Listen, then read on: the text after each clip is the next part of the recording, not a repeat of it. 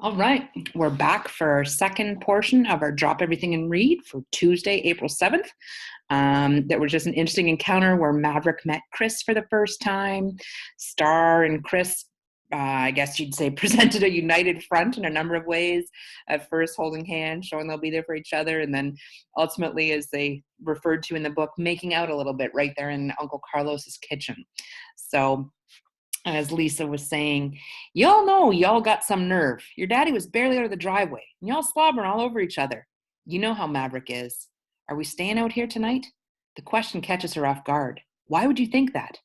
Because you and daddy had a disagreement. That's all. So they'll work it out. Star knows that she can speak her mind and still go back and talk to her dad, that he's a safe, fair guy. Might be tough, but he treats her fairly. A disagreement the whole neighborhood heard, plus one the other night. Star, we're okay. Don't worry about it. Your father's being your father. Outside, somebody honks his car horn a bunch of times. Mama rolls her eyes. Speaking of your father, I guess Mr. I'm going to slam doors um, needs me to move my car so he can leave. She shakes her head and heads toward the front. I throw Kirsten's juice away and search the cabinets. Aunt Pam may be picky when it comes to drinks, but she always buys good snacks, and my stomach is talking. I get some graham crackers and slather peanut butter on them. So good. Devonte comes in the kitchen. Can't believe you dating a white boy. He sits next to me and steals a graham cracker sandwich. A wigga at that. And you guys can infer, I'm sure you've heard this term. We know if we replace the W with an N, there'd be a word that we choose not to say aloud when we're reading because there's some cultural significance with that. And Wigga refers to a white person trying to present themselves as someone from another culture with a bad image. So when they talk about Wigga, they're suggesting that he's trying too hard to be something he's not and perhaps has no place trying to be who he wants. So, excuse you, I say with a mouthful of peanut butter. He's not a Wigga. Please, dude, he's wearing J's. White boys wear Converse and Vans, not no J's, unless they're trying to be black. Really? My bad. I don't know how shoes, or I didn't know shoes determine somebody's race. He can't say anything to that. Like I thought. What you see in him anyway, for real. All them dudes in Garden Heights who would get with you in a second. And you're looking at Justin Bieber? Justin Bieber? I point in his face. Don't call him that. And what dudes? Nobody in Garden Heights is checking for me. Hardly anybody knows my name. Even you called me Big Mav's daughter who works in the store. 'Cause you don't come around, he says. I ain't never seen you at a party. Nothing. Without thinking, I say, you mean parties where people get shot at? Doesn't realize the venom in that comment, how much it would sting or hurt, not thinking of the recent violence that's impacted Devonte as well. And as soon as it leaves my mouth, I feel like crap. Oh my God, I'm sorry. I shouldn't have said that. He stares at the countertop. It's cool. Don't worry about it. We quietly nibble on graham crackers. I say, the silence is brutal. Uncle Carlos and Aunt Pam are cool. I think you'll like it here. He bites another graham cracker. They can be corny sometimes, but they're sweet. They'll look out for you. Knowing Aunt Pam, she'll treat you like Ava and Daniel, like their own kids. Uncle Carlos will probably be tougher. If you follow the rules, you'll be okay. Khalil talked about you sometimes, Devonte says. Huh? Yeah, you said nobody knows you, but Khalil talked about you. I ain't know you as Big Mav's daughter, who... I ain't know that was you, he says, but he talked about his friend Star. He said you were the coolest girl he knew. Some peanut butter gets stuck in my throat, but it's not the only reason I swallow. How did you know? Oh yeah, both of you all were king lords. I swear to God, whenever I think about Khalil falling into that life, it's like watching him die all over again. Yeah, Khalil matters, and not the stuff he did, but I can't lie and say it doesn't bother me, or it's not disappointing. He knew better. Devonte says Khalil wasn't a king lord, Star, but at the funeral, King put the bandana on him. To save face, Devonte says. He tried to get Khalil to join, but Khalil said nah. Then a cop killed him, so all the homies riding for him now. King not about to admit that Khalil turned him down, so he got folks thinking that Khalil repped king lords. Wait, I say. How do you know he turned King down? Khalil told me in the park one day. We was posted up.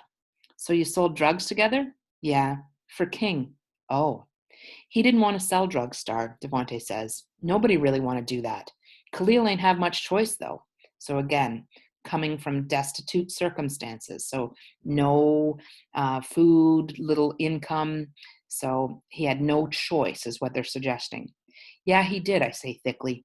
No, he didn't. Look, his mama stole some stuff from King. King wanted her dead. Khalil found out and started selling to pay the debt. So started selling to protect his mom. What? Yeah, that's the only reason he started doing that stuff. Trying to save her. I can't believe it. Then again, I can. That was classic Khalil. No matter what his mama did, he was still her knight, and he was still going to protect her. This is worse than denying him. I thought the worst of him, like everybody else. Don't be mad at him, Devontae says. And it's funny, because I can hear Khalil asking me not to be mad too.